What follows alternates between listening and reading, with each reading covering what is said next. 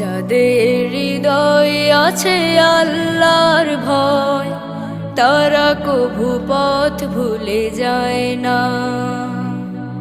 আল্লাহর প্রেম ছাড়া এই দুনিয়ায় কারো কাছে কোনো কিছু চায় না।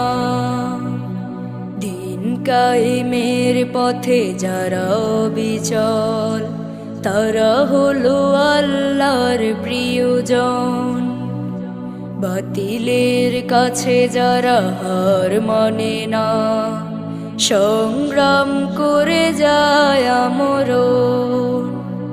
দিন কায়েমের পথে যারা অবিচল, তারা হলো আল্লাহর প্রিয়জন। বাতিলের কাছে যারা হার মানে না, সংগ্রাম করে যায়।